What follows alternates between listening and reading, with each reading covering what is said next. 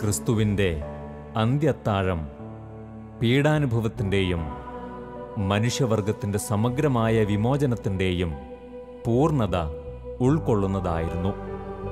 കാരണം അന്ന് സ്ഥാപിതമായ ലോകചരിത്രത്തിലെ ഏറ്റവും വലിയ ബലിയർപ്പണത്തിൻ്റെ ഓർമ്മയാചരണം മാനവരക്ഷയ്ക്കായുള്ള ദൈവിക പദ്ധതിയുടെ പൂർത്തീകരണമായിരുന്നു. ഒപ്പം തന്നിലൂടെ പൂർത്തിയാകേണ്ട ബലിയുടെ മുഴുവൻ തീഷ്ണതയും ഈശോയുടെ ഹൃദയത്തിൽ കേന്ദ്രീകരിക്കപ്പെട്ടിരുന്നു. തൊട്ടടുത്ത ദിവസം മനുഷ്യമക്കളോടുള്ള സ്നേഹത്തെ പ്രതി താൻ എരിഞ്ഞു തീരുന്നതിൻ്റെ, ശരീരവും മനസ്സും തകർക്കപ്പെടുന്നതിൻ്റെ മുഴുവൻ ഹൃദയഭാരവും അവിടുന്ന് സ്വയം ആവാഹിച്ചിരുന്നു. മഹായാഗത്തിൻ്റെ തിരുമണിക്കൂറുകളിൽ മനുഷ്യപുത്രനിൽ നിറഞ്ഞു നിന്നിരുന്ന തീഷ്ണതയും സ്നേഹപൂർണതയും അല്പം പോലും കുറയാതെയാണ് എന്നും ദിവ്യകാരുണ്യത്തിൻ്റെ രൂപത്തിൽ നമ്മിലേക്ക് കടന്നുവരുവാൻ അവിടുന്ന് കാത്തിരിക്കുന്നത്. യോഗ്യതയോടെ വിശുദ്ധ കുർബാന ഉൾക്കൊള്ളുന്ന ഓരോരുത്തരും ഈശോയായി മാറുന്നുവെന്ന് നാം മനസ്സിലാക്കുന്നു. അനന്തമായ ദൈവസ്നേഹത്തിൻ്റെ മുറിയാത്ത ചങ്ങലയിലെ കണ്ണികളായി മാറുവാനുള്ള മഹത്തായ ദൈവവിളികളാണ് ഓരോ ദിവ്യകാരുണ്യ സ്വീകരണവും.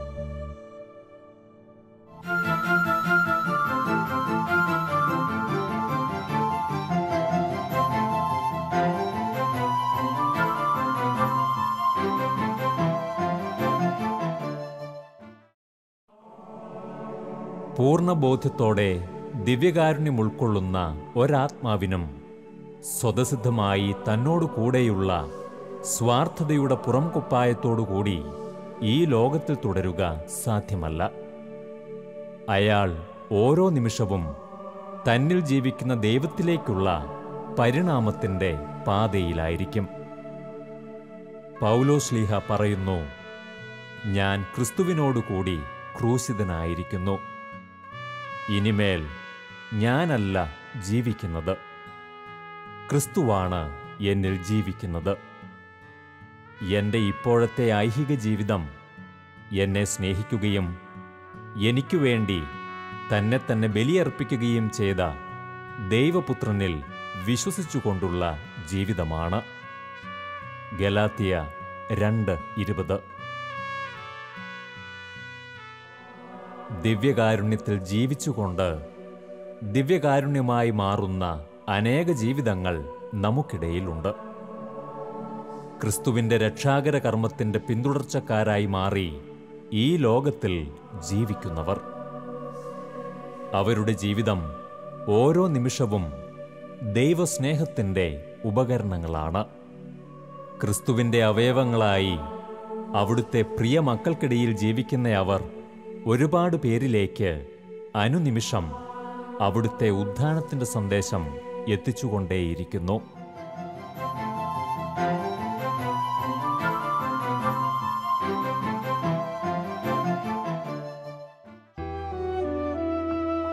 എറണാകുളം തൃപ്പൂണിത്തുറ സ്വദേശിനിയായ നെടുതറ വീട്ടിൽ ബിജി എന്ന വീട്ടമ്മയും അവരുടെ കുടുംബവും ദിവ്യകാരുണ്യ കേന്ദ്രീകൃതമായ ഒരു ജീവിത മാതൃകയാണ് നമുക്ക് മുന്നിൽ വരച്ച് കാണിക്കുന്നത്. തികച്ചും സാധാരണമായ ഒരു കുടുംബ പശ്ചാത്തലത്തിൽ ജീവിക്കുന്ന ഒരു സാധാരണ വീട്ടമ്മയെ സംബന്ധിച്ച് വ്യത്യസ്തമായ പാതയാണ് ഇവർ തെരഞ്ഞെടുത്തിരിക്കുന്നത്.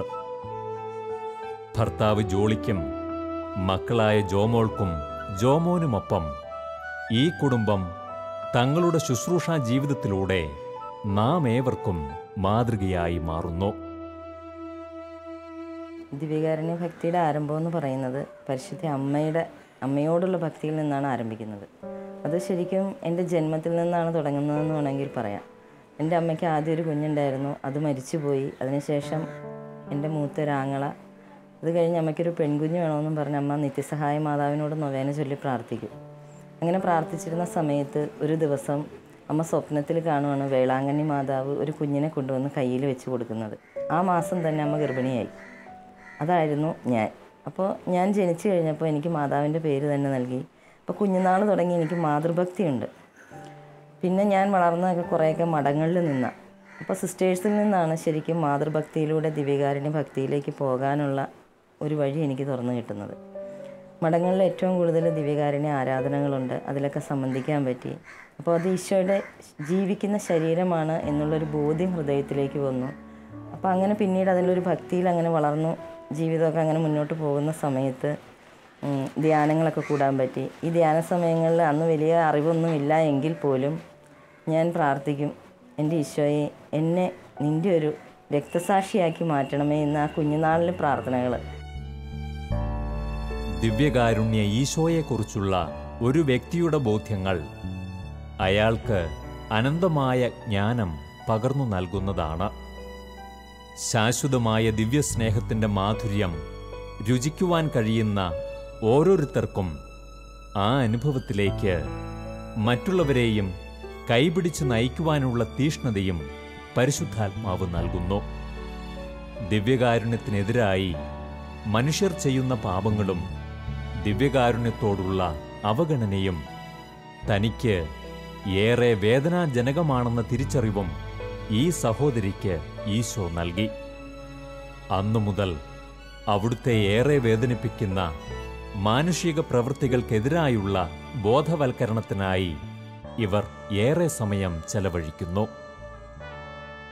ഞാൻ ഈ ചുറ്റുവട്ടങ്ങളിൽ അല്ലെങ്കിൽ എൻ്റെ ജീവിതത്തിൻ്റെ ഓരോ മേഖലകളിലും കണ്ട ഒരുപാട് വേദനിപ്പിക്കുന്ന കാര്യങ്ങളുണ്ട്. ദിവ്യകാരുണ്യത്തോടുള്ള അവഗണനകൾ, കൈകളിൽ സ്വീകരിക്കുക, അശ്രദ്ധമായിട്ട് സ്വീകരിക്കുന്നത്. പിന്നെ നിലത്ത് പോയി കഴിഞ്ഞാൽ ചില ആളുകളുടെ കയ്യിൽ നിന്ന് ദിവ്യകാരുണ്യം നിലത്ത് പോകുമ്പോൾ ഒരു മിഠായി താഴത്ത് പോയിട്ട് എടുത്ത് കഴിക്കുന്ന ലാഘവത്തോടെയാണ് ഇവരെടുത്ത് കഴിക്കുന്നത്. അതൊക്കെ കാണുമ്പോൾ ശരിക്കും എനിക്ക് ഒത്തിരി വേദന തോന്നിയിട്ടുണ്ട്. കാരണം അത് എൻ്റെ ഈശോയുടെ ശരീരമാണ്, ജീവൻ തുടിക്കുന്ന ശരീരം. അത് തിരിച്ചറിയാതെയാണല്ലോ ഇവരിങ്ങനെ ചെയ്യുന്നതെന്നൊക്കെയുള്ള ഒരു തോന്നലുള്ളിൽ വന്നു.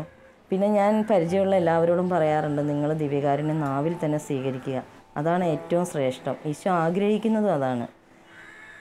കാരണം നമ്മൾ കുളിച്ച് വൃത്തിയായിട്ടാണ് പള്ളിയിൽ പോകുന്നതെങ്കിലും ദേവാലയത്തിൽ ചെന്ന് കൈ കുത്തിയിരുന്ന് വസ്ത്രം ഒന്ന് പിടിച്ച് നേരെ ഇട്ടു, ഒന്ന് മുടി മാടി ഒതുക്കി, ഇങ്ങനെയൊക്കെ ചെയ്തിട്ട് അതേ കൈ കൊണ്ടാണ് ഈശോയെ നമ്മൾ കൈനീട്ടി മേടിക്കുന്നത്. ഈശോ ആഗ്രഹിക്കുന്നത് എപ്പോഴും നാവിൽ സ്വീകരിക്കുക. അത് എനിക്ക് പരിചയമുള്ള വൈദികരോടൊക്കെ ഞാൻ പറയാറുണ്ട്.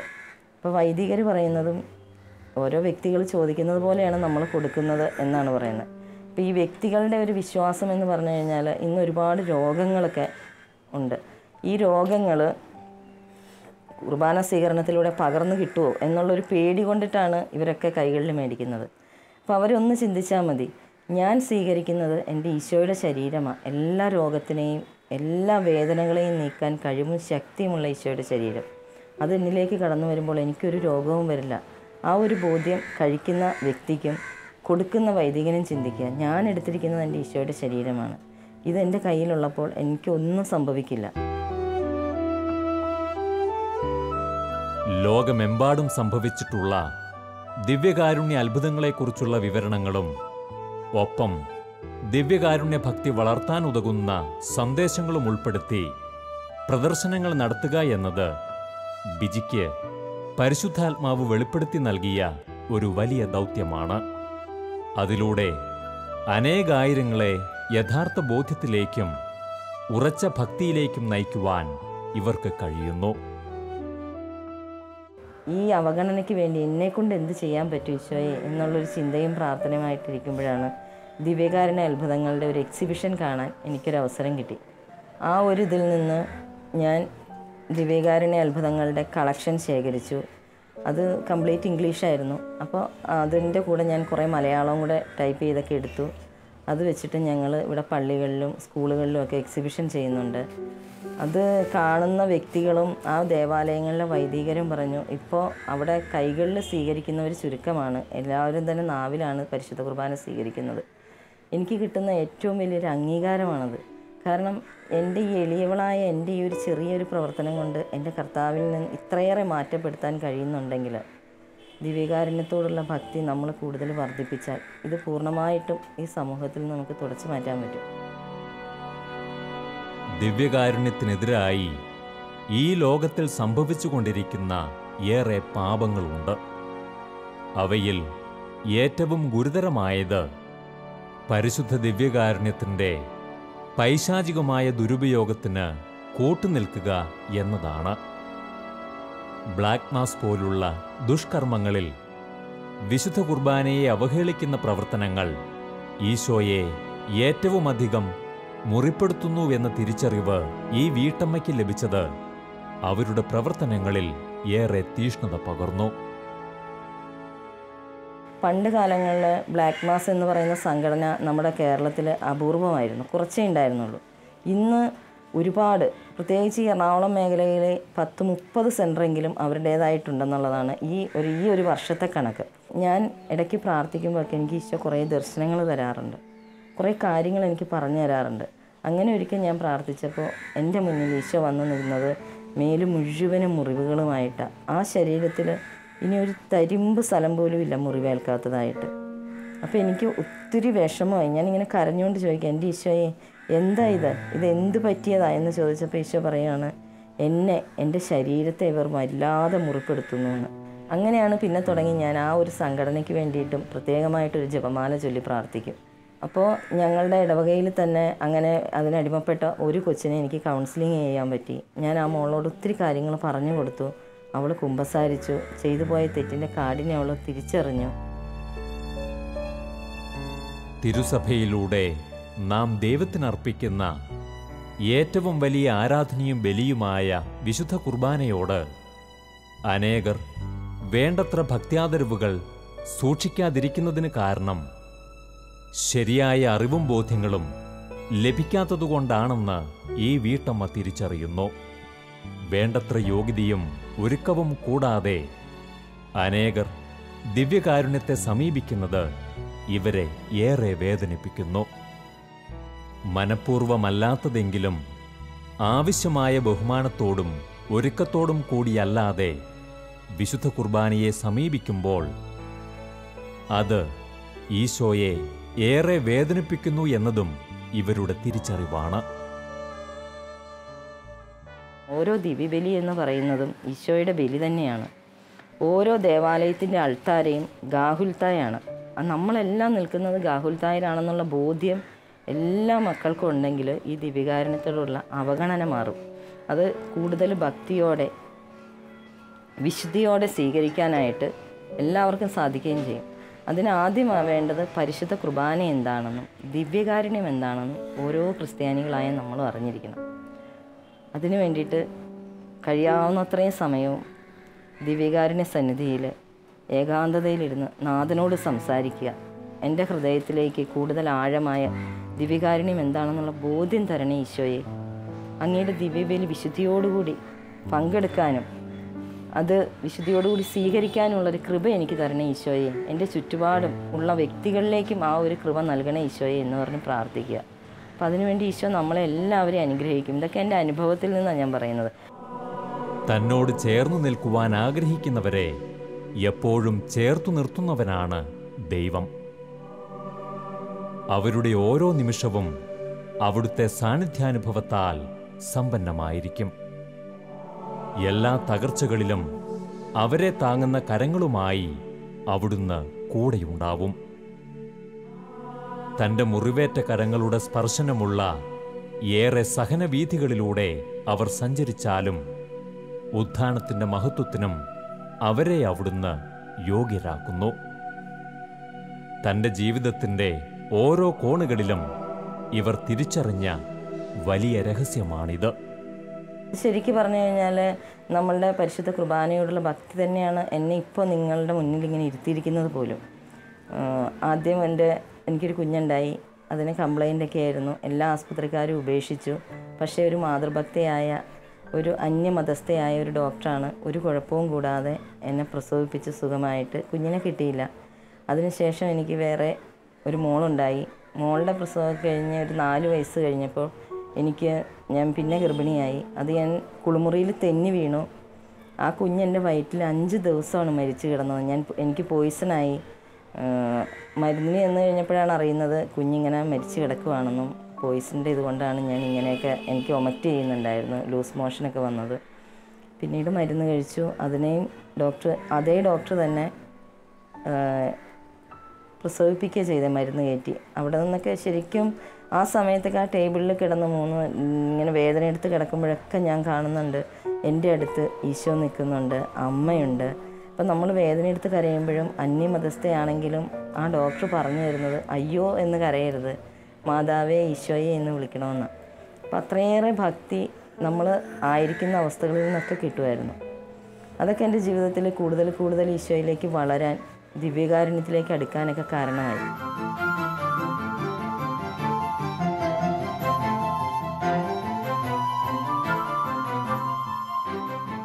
ഈ കുടുംബം നേതൃത്വം നൽകുന്ന ഏറെ സ്നേഹ ശുശ്രൂഷകളുണ്ട്.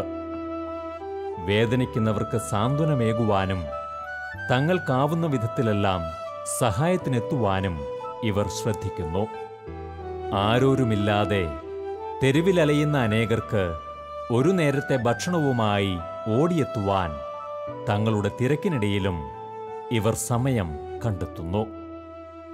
തൻ്റെ ചുറ്റുവട്ടത്തുള്ള നല്ലവരായ ചിലരുടെ കൂടി സഹായത്തോടെ തയ്യാറാക്കുന്ന ഭക്ഷണപ്പൊതികൾക്കായി അവരുടെ വരവും കാത്ത് തൃപ്പൂണിത്തുറ ടൗണിൽ ചിലരുണ്ട്.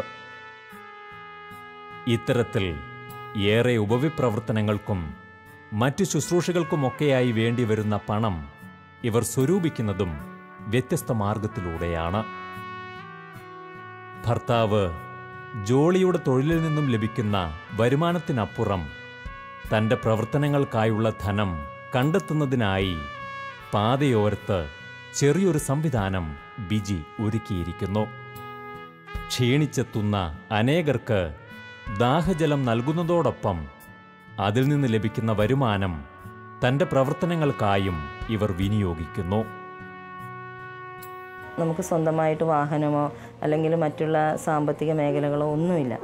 അപ്പോൾ അതിന് ഞാൻ ഓരോ ആഴ്ചയും ബുദ്ധിമുട്ടുന്ന അവസരങ്ങളിൽ ഈശോ എങ്ങനെയൊക്കെയോ എനിക്കതിന് വേണ്ടുന്ന കാര്യങ്ങൾ എത്തിച്ചു തരും. ചിലപ്പോൾ എൻ്റെ ജീവിത പങ്കാളിയിൽ നിന്നാവാം, അല്ലെങ്കിൽ എനിക്ക് പരിചയമുള്ള എൻ്റെ ഫ്രണ്ട്സ് ആരെങ്കിലും ആയിരിക്കാം, അല്ലെങ്കിൽ എൻ്റെ സഹോദരങ്ങളായിരിക്കാം. ആരെങ്കിലും ആ സമയത്ത് ആ മുഹൂർത്തത്തിൽ എനിക്ക് കൊണ്ടുവന്ന് തരും. അപ്പോൾ ഞാൻ തീർച്ചയായിട്ടും വിശ്വസിക്കുന്നത് എൻ്റെ ജീവിക്കുന്ന നാഥൻ എൻ്റെ എല്ലാ പ്രവർത്തനങ്ങളിലും എൻ്റെ കൂടെയുണ്ട്. ഈ ഒരു ബോധ്യത്തോടു കൂടി ദിവ്യകാരുണ്യത്തോട് കൂടുതൽ നമ്മൾ അടുത്താൽ, ഈശോയെ കൂടുതൽ സ്നേഹിച്ചാൽ നമ്മുടെ ജീവിതത്തിൽ ഉണ്ടാകുന്ന എല്ലാ കാര്യങ്ങളും നന്മയാക്കി തന്നെ തീർക്കും. കാരണം ദിവ്യകാരുണ്യ സന്നിധിയിൽ ചിലവഴിക്കുന്ന സമയങ്ങളിൽ എനിക്കൊരുപാട് സന്ദേശങ്ങൾ ഈശോ തരാറുണ്ട്. ഞാൻ അതെല്ലാം എഴുതി വയ്ക്കും. അപ്പോൾ അവിടെ ഈശോ എന്നോട് പറഞ്ഞിരിക്കുന്ന ഒരു കാര്യം, എൻ്റെ ദിവ്യകാരുണ്യ ഭക്തി വർദ്ധിപ്പിക്കുന്നവരിൽ പ്രചരിപ്പിക്കുന്നവരുടെ പേരുകൾ എൻ്റെ ഹൃദയത്തിൽ ഞാൻ എഴുതി ചേർക്കുമെന്നാണ് പറഞ്ഞിരിക്കുന്നത്. എനിക്ക് ഈ ലോകത്ത് വേറെ ഒന്നും വേണ്ട, എൻ്റെ നാഥൻ്റെ സന്നിധിയിൽ ആ ഹൃദയത്തിൽ എൻ്റെ പേര് ഉണ്ട്. ആ ഒരു ബോധ്യത്തിലാണ് ഞാനിപ്പോൾ ജീവിക്കുന്നത്. കടുത്ത വേനലിലൂടെയും ഇരുണ്ട വീഥികളിലൂടെയും കടന്നു പോകുമ്പോഴും തന്നോടൊപ്പമുള്ള ദൈവകരങ്ങളെ ഇവർ തിരിച്ചറിയുന്നു. പരിശുദ്ധ അമ്മയുടെ സജീവ സാന്നിധ്യവും ഈശോയുടെ ശക്തമായ ഇടപെടലുകളും തങ്ങളുടെ ജീവിതത്തിൽ ഈ കുടുംബം തിരിച്ചറിഞ്ഞിട്ടുള്ള അവസരങ്ങൾ ഏറെയാണ്. ദൈവപരിപാലനയുടെ തണലിൽ അവിടുത്തോടൊപ്പം ആയിരിക്കുന്നതിൻ്റെ സുരക്ഷിതത്വം ജീവിതത്തിലൂടെ അവർ തിരിച്ചറിയുന്നു. എൻ്റെ ജീവിത പങ്കാളിക്ക് ഒരു ഡെങ്കിപ്പനി വന്നു. അത് ഇത്തിരി സീരിയസ് ആയിരുന്നു. ഞങ്ങളിവിടെ അടുത്തുള്ള ആശുപത്രി കൊണ്ടുപോയി. അവിടെ നിന്ന് അവർ വേറെ എവിടെയെങ്കിലും കൊണ്ടുപോകാൻ പറഞ്ഞു. അങ്ങനെ നേരെ മെഡിക്കൽ സെൻറ്റർ, എറണാകുളം മെഡിക്കൽ സെൻറ്ററിൽ കൊണ്ടുപോയി. അവിടെ ICUലായിരുന്നു. 2-ാം ദിവസം ഡോക്ടർമാർ പറഞ്ഞു വീട്ടിൽ നിന്ന് ആരെങ്കിലും ആണുങ്ങളെ വിളിക്കാൻ പറഞ്ഞു.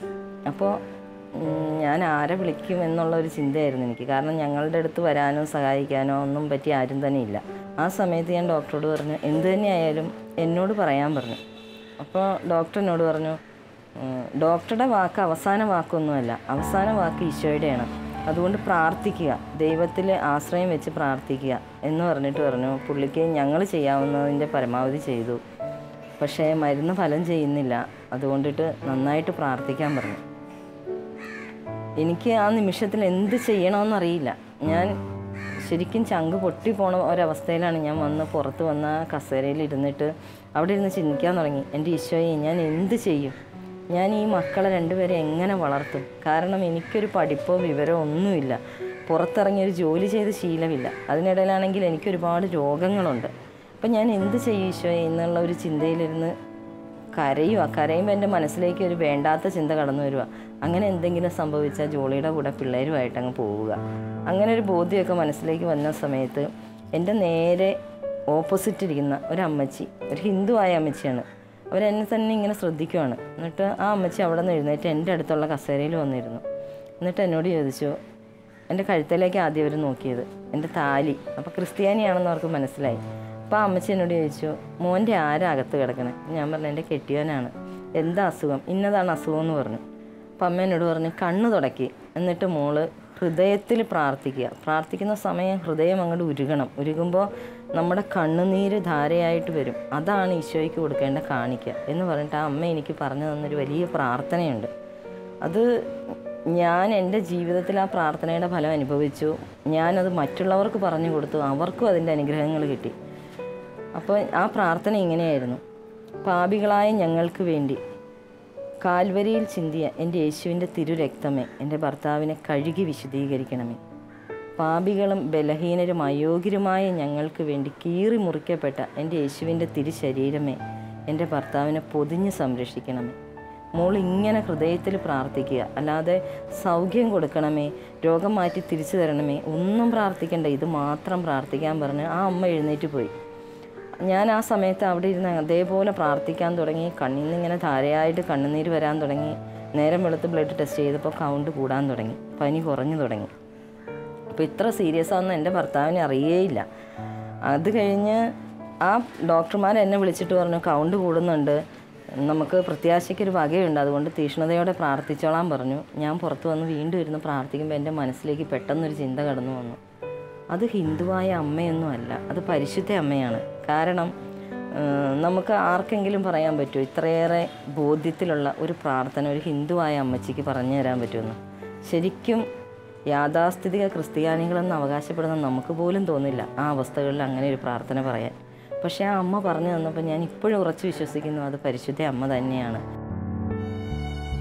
ദിവ്യകാരുണ്യ ജീവിതത്തെക്കുറിച്ചുള്ള ബോധ്യങ്ങൾ ഒരു വ്യക്തിയുടെ ജീവിതത്തിൽ വലിയ മാറ്റങ്ങൾക്ക് കാരണമാകുവാൻ പര്യാപ്തമാണ്. പ്രവർത്തന രീതികളിലും മനോഭാവങ്ങളിലും വലിയ ദൈവിക ഇടപെടലുകളോട് കൂടിയ പരിവർത്തനങ്ങൾക്ക് അവിടെ കളമൊരുങ്ങുന്നു. പ്രാർത്ഥനാ ജീവിതത്തിലും ദൈവാശ്രയ ബോധത്തിലും മുന്നേറുന്ന ആ വ്യക്തികൾ തങ്ങളുടെ ജീവിതത്തെ സുവിശേഷം തന്നെയാക്കി ലോകത്തിനു മുന്നിൽ സ്വയം മാതൃകയായി മാറുന്നു. കുറേയേറെ വിശുദ്ധരെക്കുറിച്ചുള്ള ജീവചരിത്രങ്ങൾ, ബൈബിളിനെ ആസ്പദമാക്കിയുള്ള പുസ്തകങ്ങൾ, ഇതൊക്കെ ഞാൻ ഒത്തിരി വായിക്കും. സ്ഥിരമായിട്ട് ശാലോമ് കാണും. ശാലോമിലെ ഒരു മിക്ക പ്രോഗ്രാമുകളും ഞാൻ കാണും. ഇതൊക്കെയാണ് ശരിക്കും എൻ്റെ ആത്മീയ വളർച്ചയ്ക്ക് എന്നെ സഹായിക്കുന്ന ചെറിയ കാര്യങ്ങൾ. ഏറ്റവും അധികം എന്നെ സഹായിക്കുന്നത് ദിവ്യകാരുണ്യനാഥൻ്റെ സന്നിധിയിലിരിക്കുക, അതുപോലെ പരിശുദ്ധ കുർബാന കഴിയാവുന്നത്രയും സമയങ്ങളിലൊക്കെ സ്വീകരിക്കുക. 2 ആഴ്ചയിൽ ഒരിക്കലെങ്കിലും കുമ്പസാരിക്കാൻ ശ്രമിക്കുന്നുണ്ട്. കഴിയുന്നതും നമ്മൾ കാരണം മറ്റുള്ളവർക്കൊരു വേദന ഉണ്ടാകാൻ ഇടവരരുത്. അങ്ങനെ കുറേയേറെ കാര്യങ്ങൾ. എൻ്റെ പ്രാർത്ഥനയും രാവിലെ എഴുന്നേറ്റാൽ ഞാൻ എഴുന്നേറ്റിരുന്ന് ആദ്യം പ്രാർത്ഥിക്കുന്നതും അങ്ങനെ തന്നെയാണ്. എൻ്റെ ഈശോയെ, എൻ്റെ ദിവ്യകാരുണ്യനാഥ, ഇന്നേ ദിവസം അങ്ങ് എനിക്ക് നൽകാൻ പോകുന്ന എല്ലാ കാര്യങ്ങൾക്കും ഞാൻ അങ്ങേക്ക് നന്ദി പറയുന്നു. എൻ്റെ ജീവിതത്തിൽ തകർച്ചകളുണ്ടായാലും വേദനകളുണ്ടായാലും ഈശോയെ, അതെല്ലാം ഞാൻ സന്തോഷത്തോടെ സ്വീകരിക്കും. അപ്പോഴാണ് നിൻ്റെ മുറിവേറ്റ ആ ഹൃദയത്തോട് എൻ്റെ ഹൃദയം ചേർത്ത് വയ്ക്കാൻ സാധിക്കുകയുള്ളൂ. ആ ഒരു ബോധ്യത്തോടു കൂടി ഞാൻ എല്ലാ ദിവസവും രാവിലെ ഇങ്ങനെ പ്രാർത്ഥിക്കും. അപ്പം അതൊക്കെയാണ് എൻ്റെ ജീവിതത്തിലെ ഓരോ പ്രവർത്തനങ്ങൾക്കും എൻ്റെ ജീവിതം ഇങ്ങനെയൊക്കെ ഇത്രയേറെ ആത്മീയമായിട്ട് മുന്നോട്ട് കൊണ്ടുപോകാൻ സഹായിക്കുന്നതുമെല്ലാം ഈ ദിവ്യകാരുണ്യ ഭക്തി തന്നെയാണ്.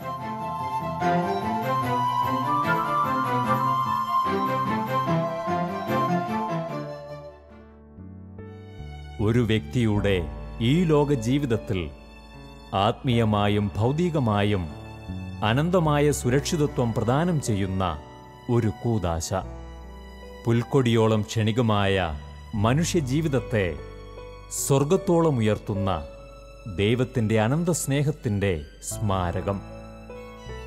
ഏറ്റവും ലാളിത്യമാർന്നുകൊണ്ട് നമ്മിലേക്ക് കടന്നുവരുവാൻ കൊതിക്കുന്ന ദൈവത്തെ തിരിച്ചറിയാതെ പോവുക എന്നത് ഈ ലോക ജീവിതത്തിലെ ഏറ്റവും വലിയ പരാജയമാണ്. ഏറ്റവും മഹത്തായ ആ സാന്നിധ്യാവബോധത്തിലേക്ക്, ദിവ്യകാരുണ്യ അധിഷ്ഠിതമായ ജീവിതത്തിലേക്ക് നാം കടന്നുവരുമ്പോൾ ജീവിതത്തിൻ്റെ അർത്ഥം ഈ ലോക സങ്കല്പങ്ങളിൽ നിന്നും വ്യത്യസ്തമായ മറ്റൊന്നായി മാറുന്നു.